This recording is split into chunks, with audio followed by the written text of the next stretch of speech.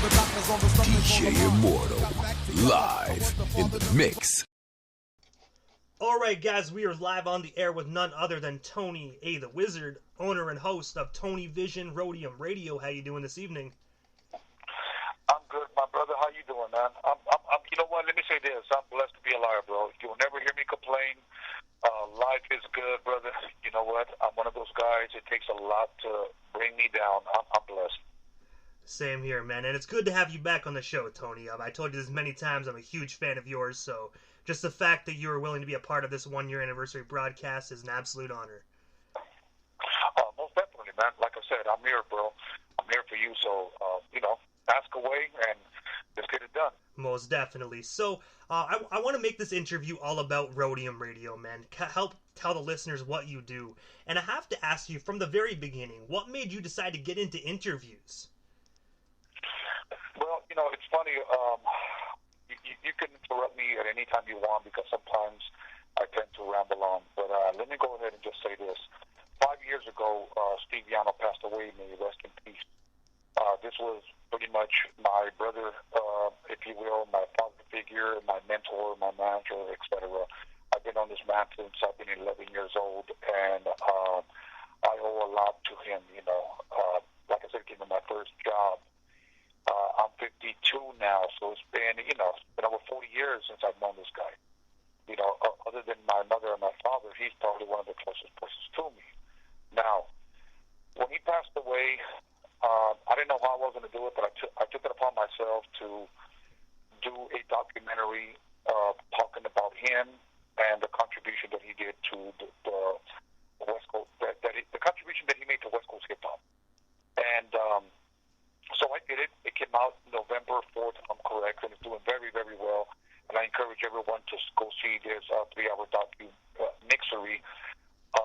We call it a docu-mixery, but we know it's a documentary. We just wanted to give it a different name, so we called it a docu-mixery. You can go to documixery.com, and you can have unlimited streaming there for, right now you can get it for $20 with the coupon that we have, so people can get a discount.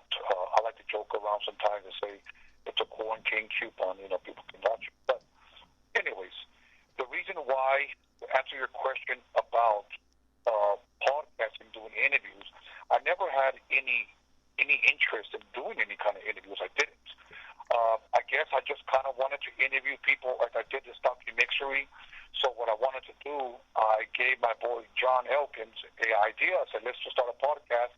Keep in mind, we only wanted to do it for between 2 to 3 months, and then that was it, go off the air.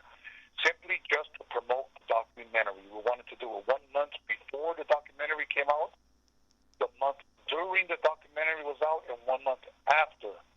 So before, during, and after, just to encourage people to go check out this, if you will, part of West Coast hip-hop that nobody knows about. And yet I have over 20 legends on there interviewed, pretty much confirming that everything that I'm saying is true. So we went live, and what happened was we started with 238 subscribers on YouTube. And, I didn't think anybody was going to listen. The first guy I interviewed was Mellow Mayonnaise. We had maybe about 40, 45, 40, 60, listeners. It's been 7 months. Yesterday it was 7 months from the day we went live on Roadum Radio, and today we hit 15,000 subscribers. That's actually awesome. It's going to keep growing too, Tony. It's going to keep getting bigger. Yeah, you know what? And I'm thankful for those people that have tuned in and watched and subscribed. It's funny because we actually get more people viewing that are non-subscribers. And I think part of the problem with that is that it's because I've had people on Facebook that tell me, I'm not computer savvy, I don't have an account, I just like to watch you every week, so I just punch in Tony Vision on YouTube. And a lot of these guys are either they're older, or they're elderly, and they don't have laptops, but they have a phone, or they don't have a phone, they just have a laptop, and they don't want to make an account. I get it. I understand. Sometimes now we'll average between 300 to 400 subscribers watching live, but once we upload it to YouTube, YouTube gives us the number, and we'll have about 700 people that were non-subscribers watching. subscribers watching than subscribers, which is kind of funny. But I like to encourage everyone to subscribe and to watch on Tony Vision. And the name of the show is called Roadum Radio. But let me say this. I didn't know what I was doing. I'm just being real with you. I just kind of freestyled some questions in my head, and I started asking.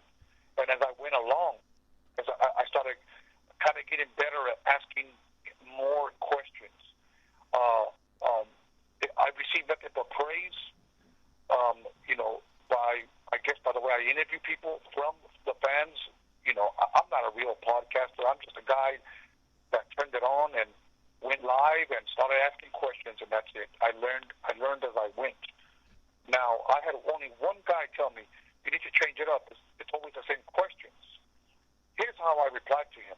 I said, different interviews every week. Everybody has a different story. I could ask the same person one question. I can ask you, okay, where were you born and raised? And you would say Canada. I can ask somebody, where were you born? I was born in New York. I can ask another person, where were you born? I was born in Oakland. Same question, different stories. And I just think sometimes some people like to be assholes and just want to nitpick just to talk shit. So, yeah. And I agree with that, Tony. I really do. A lot of individuals really do want to be like that, because when I do my interviews, I always start off with the same question. What made you decide to get into music? Because just like you said, there's always a different answer. And I just look at it as, Tony, people are just jealous of what you do.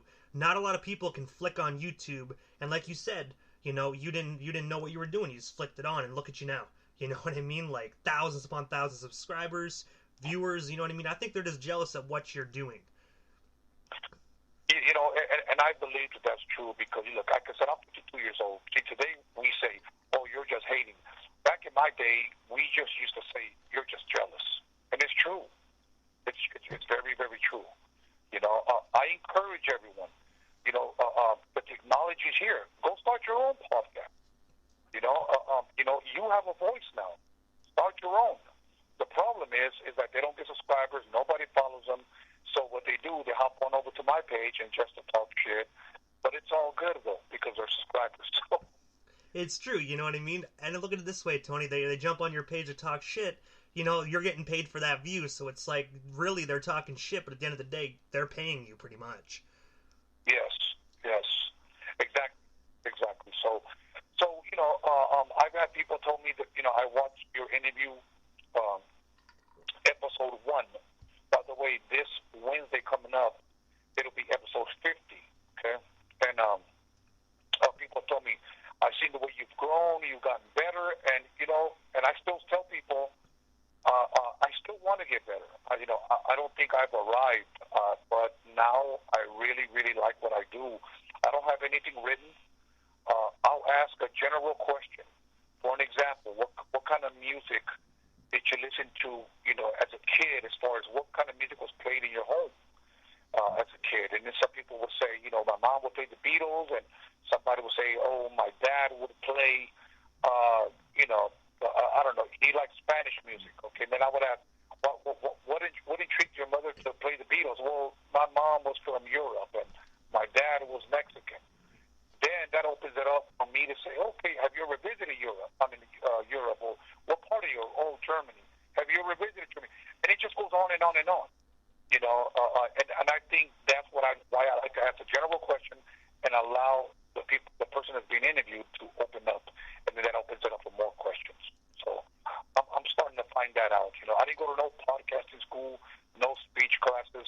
All I did was just turn it on, and I went. So. And before we just move on to that topic, Tony, I do want to say, when you said just turn it on and went, the reason why I wanted you to, I invited you to come onto the 1-year anniversary broadcast, and I just want to get this off my chest quickly, because when I first started doing interviews, you know what I mean, I just asked question, answer, I never really elaborated, but when you came on my show, I believe back in August, that was my first real interview where it was just a conversation. The interview we had together really helped me open up while doing my podcast, and I really do feel that interview is what helped me grow into what I am today. So I gotta say, for that, Tony, thank you for just providing me with that opportunity back in August. Well, thank you for giving me the opportunity to interview me, because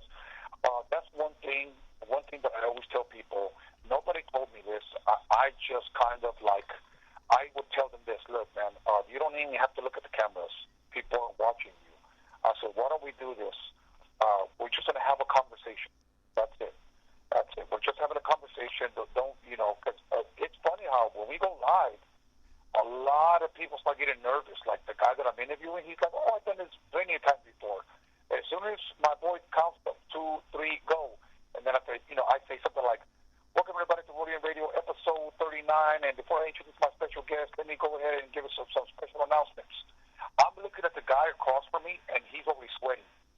There's something about going live that just, and then when I get them to open up, so how you doing, man? You can see them kind of nervous, they're sweating, they're blinking. So I try to break the ice by saying stuff like, how was the drive over here? How's the weekend so far? Get them a little bit comfortable, and then you start asking the questions. But I learned all that shit on my own, So I tried watching other podcasters go live, but a lot of guys don't ask questions. All they want to do is get drunk or smoke weed, and I don't do that. So I agree with that. A lot of individuals. I look at also a lot of people want to do clout as well. They want to just talk about controversy rather than what the individual really has going on with their life. Exactly. And I have to ask you, Tony, out of all the interviews you have done, I know it's probably going to be hard to actually pick one, but who was your favorite guest that you actually had the opportunity to have on Roadum Radio? Wow. And again, that is a hard one, and I'm glad you're asking me these questions, and I'll tell you why before I answer it. Because I'm trying to find the right individual to interview me on Roadum Radio, to drill me with questions, and I want some of these type of questions that you're asking me. So I'm glad that you're asking me. But I would say that one of them was a guy named Sir Dino. And I'll tell you why. Because Sir Dino is a man that he pretty much is the face of norteño rap. In California, there's two sides. Up north and, the south, where I live. We are considered sureños out here. Okay? Up north, they're considered norteños for the north. The north, where it's all red, sureños out here in the south, where it's all blue. Now, that's a Latin, Mexican, believe it or not, street gang shit. Okay? The reason why I say him is because at one point he was the face of norteño, if you will, gang-banging rap. He was the face of it out there. He was the biggest that up north had. And he ended up going to prison. He was set up, ended up going to prison. He ended up changing his life around. He became a born-again Christian. Now he's a pastor. A lot of his own people turned their back on him, and he kept going. Got married, had a family, and now he's pastoring a church. And a lot of sureños out here, the South, people smell it. They're not like him. They're not, they pretty much wanted that guy dead. Okay? And I reached out to him through somebody on YouTube, helped me connect with him. And I asked him, would you allow me to interview you? He said, yeah. This man drove 6 hours to my house to do the interview. Okay? That's dedication. And, yes, 1 week prior to that interview, not only was he receiving death threats, but I was receiving death threats. And when I say death threats, we're going to pull up to your studio. You're done. Another guy, we're going to put a fucking bullet through your head. Another guy, how can you accept, this northerner up down here in the South? You and your whole family are gone. I'm serious, bro. That's crazy stuff, man. People, I don't understand why people have to do something like that. It's over an interview, man. Right. And I'll be honest with you. I never got intimidated. I never got scared. I actually thought, and this might be kind of weird that I say this, I actually thought the shit was funny. And so I just said, cool. So he called me up, Pastor Dino, and he asked me, hey, man, is it still okay to go down there? Because I'm reading all the death threats on your Instagram and on your Facebook and on YouTube. And I said, don't worry, you'll be safe. So I had a couple of the homies here. When he pulled up, it was all good. We did the interview. We had over 1,300 people live, and he holds the record now. Again, I've only been on here 7 months,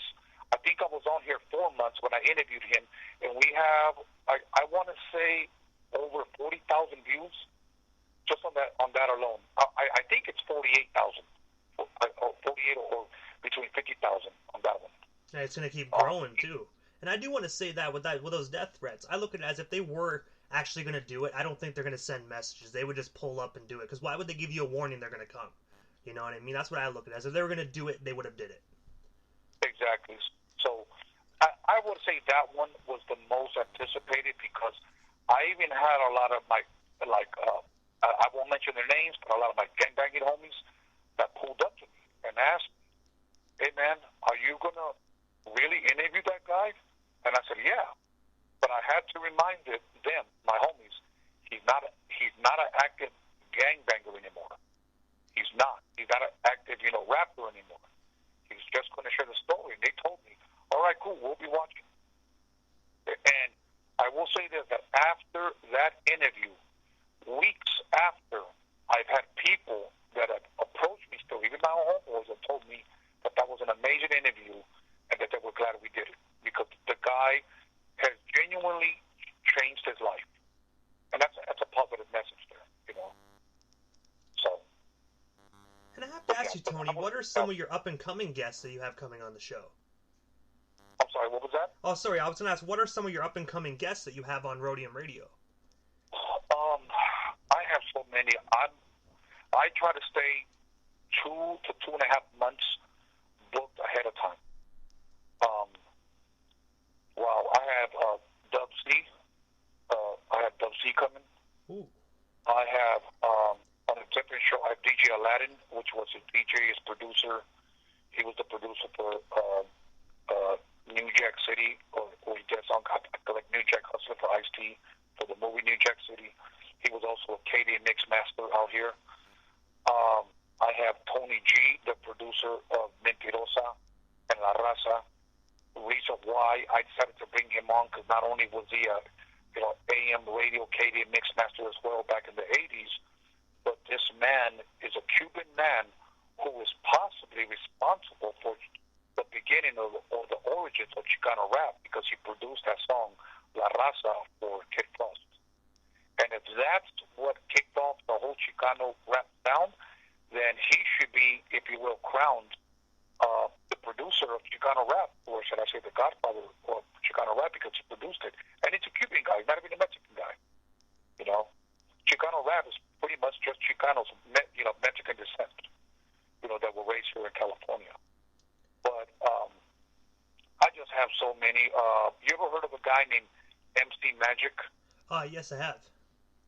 Okay, MC Magic will be on here as well. Baby Bash, whom you've had on here as well, of course. But MC Magic, he won't be on till June because he lives in Arizona and he's not going to drive out here. Baby Bash lives out in Texas and he can't fly out right now. So a lot of those interviews should have been done already, but because of the Corona bullshit, it's that's why we have to wait. Baby Bash is actually going to be a good one. He's really, really good with his words. He loves to do a lot of wordplay while he's talking. So. Yeah, you know what? I had a conversation with him the other day. We were on the phone for about 2 hours, man. To be honest with you, that was the whole interview right there, man. We just had an amazing conversation. And he's like, man, I look forward to doing your interview. And I'm like, yeah, man, most definitely. And I have to say, the charisma out of that man, though, Tony, is absolutely phenomenal. I didn't get an opportunity to talk to him until we went live.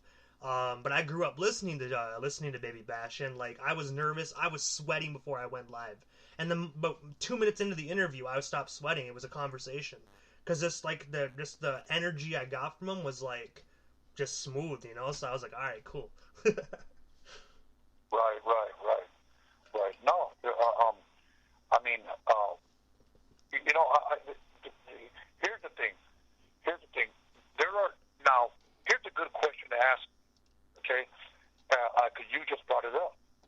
Have you ever been nervous, or which one were you most nervous when you interviewed? Because out of 49 shows, I would say that there was possibly 3 that I was nervous for. That I was. One of them was 2 Mexican guys out here called the Baker Boys. They were the biggest. They were on top of, if you will, LA at one point for about 7 years. They were the biggest thing out here. LA had the biggest radio station called Power 106. And they did the morning Mexican guys, and they're pros, they're professionals. When I asked them, would you allow me to interview you? And they said, yeah, sure. I was nervous for that. You know, another guy that I was nervous for was a guy, to be quite honest with you, Esteban Ovio from the LA Originals. You know, for some reason with him, I just was.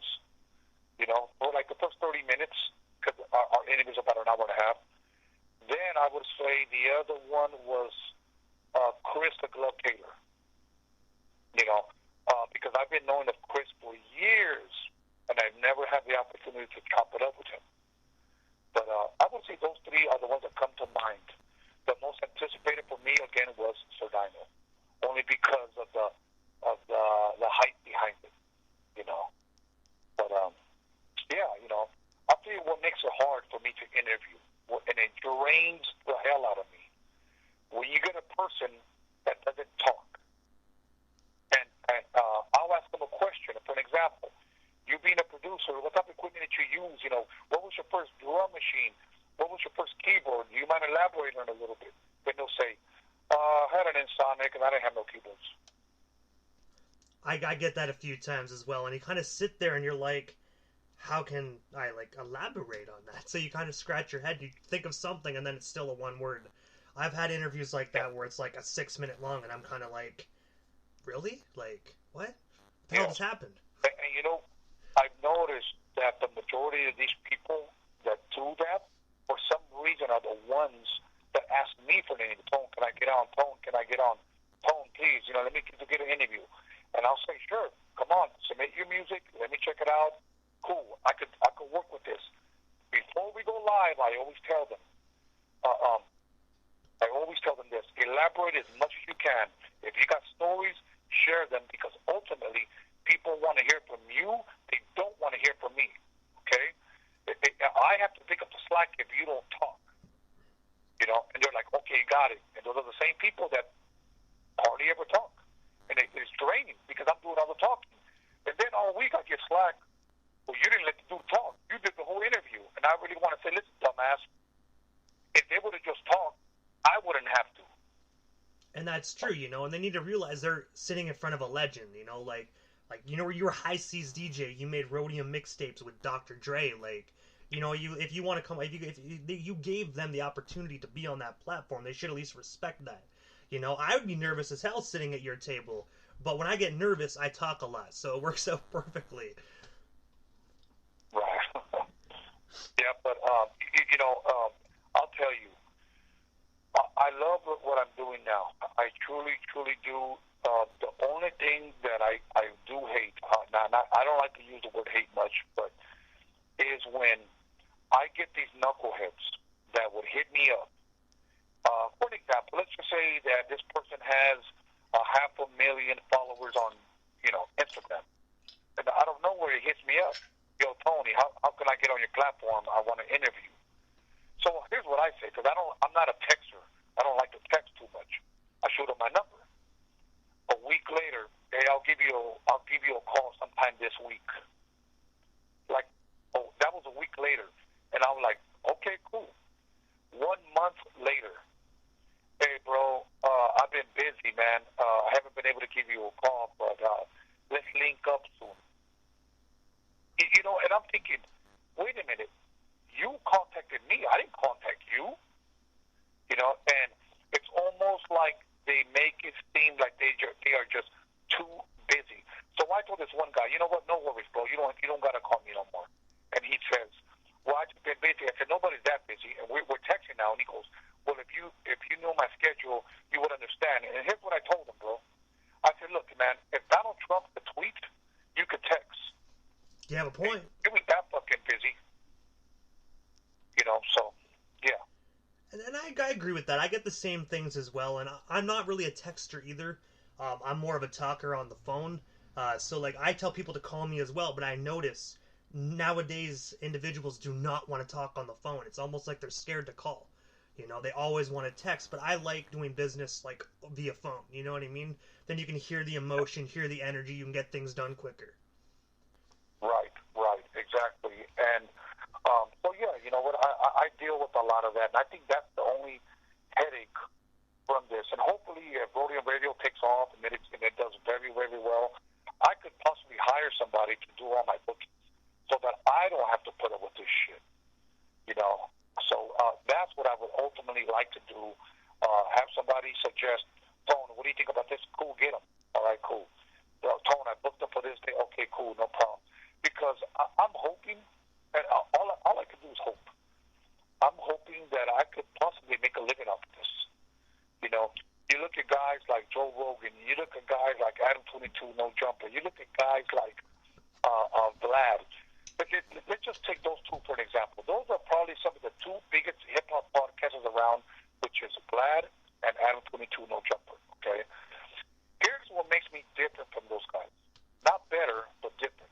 Is that I have hip-hop history, bro. I produced records before.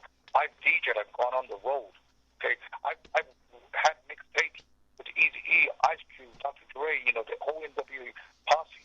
I have history. Those guys have none.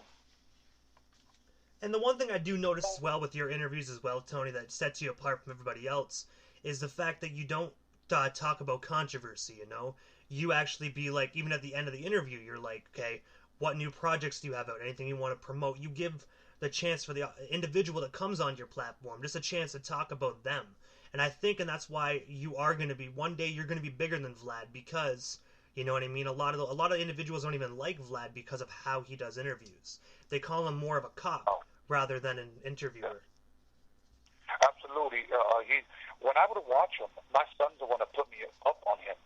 And I told my son the first couple of times I watched him, I go, you sure this guy is not working for the feds? That's what I said. Have you ever got contacted by Vlad to come on the platform at all? No, and I wouldn't. I would turn him down. Okay? I would turn him down because I'm not going to go up there and be interrogated. I've seen what he's doing to a lot of the Mexican fan base and then the black fan base. For an example, he'll sit there and he'll tell Chicanos on there, you know, who runs the streets, is it Mexicans or blacks? And then a Mexican dude will say, well, we do, because there's power in numbers.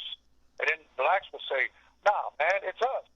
And believe it or not, he starts instigating stuff between blacks and Mexicans here, you know, and he's an instigator, and shit can pop up by his stupid-ass questions that he's presenting. You know, I don't like that. You know, he asks questions that are irrelevant to rap, to hip-hop. You know, so, I'm sorry, I'm good. I turn his ass down. Oh man, I don't blame you. I figured you'd ask. I figured you would actually say that. I just figured, like, you know, you're very hip hop influenced, like you said, Eazy-E, Dr. Dre, you know, Roadum, like Roadum, man, swap meets, and that's why I figured he would have reached out to you, man. But I don't know. I still think it's a shame that he didn't. But I had a feeling you would turn him down just because of the type of individual you are, man. And I don't blame you. You don't want to go on that crap. No, I don't want to be on there. You know, I'll be honest with you, and I will say this: I'm not one that brags. I'm not one that boasts. I'm not full of myself. I'm a very humble guy, and if I can help someone, whether even if it's just pointing them in the right direction or connecting them with someone, let me say this: okay, there are people that have been on there that don't even have half the history that I have, half the history, and he's interviewing them.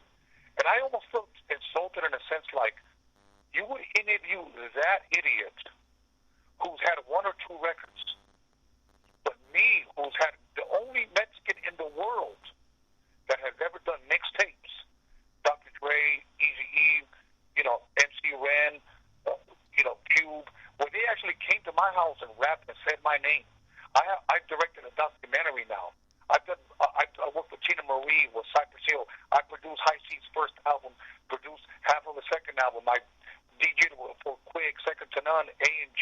I've done all of that, okay, from the 80s to the mid-80s to now, okay? And they have guys on there that can't rap for shit, have no business rapping, but he has them on there. And I'm like, I don't get it, you know? But, oh well. What can you do? And I have to ask you this, Tony. So if you can you direct our listeners when and where they can listen to Roadum Radio? Like, what days are you live, what times, and also your social media handles. That way our listeners can follow you and Roadum Radio. Yes.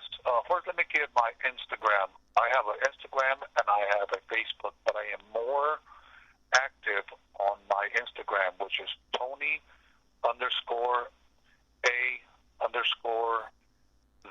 which is spelled DA_wizard. Okay. Now, if you want to make it easier, just go to documixery.com, which is DOCUMIXERY.com, and you can see all my platforms on there. You can go to my Facebook from there. You can go to my IG from there. You can go to my YouTube from there. My YouTube page is called Tony Vision, but the name of the show that I podcast for is called Roadum Radio. Roadum Radio, and I'm live Sunday nights and Wednesday nights, 7 p.m. Pacific Standard Time, 7 p.m. And I have a new guest. I like bringing on guests that people may never have heard of, but have rich history. And a lot of times I like to break in new artists that are coming out. They may have a record out, and I'll interview them to give them exposure. Nobody else is doing that. Regular radio won't do that. So they need to be thankful for people like me and you that have podcasts that give them a platform to share their story, to share their music, so that people will know where to reach them, how to reach them, how to subscribe to them, how to follow them, etc. So they need to be thankful. So far, everybody here has, been on my show has been very, very thankful. I've never gotten anybody that's acted like an idiot here. It's usually people that, don't want to be interviewed or that have canceled on me or whatnot. But let me say this.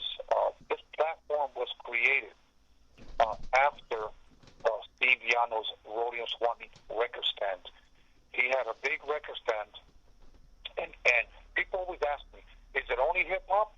And I have to say no, and I'm going to tell you why.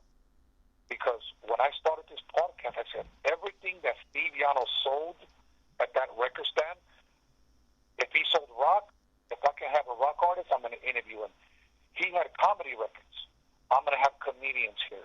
He had hip-hop or rap. I'm going to have rappers here. If he sold jazz, a player, a jazz music, I'm going to have a jazz musician here. Whatever he sold here, I'm going to sell. I'm going to push and promote and interview here. People just think it's just a podcast or rap. It's a musician's or talent podcast. For example, what are the four elements of hip hop? We know it's MC, breakdancing.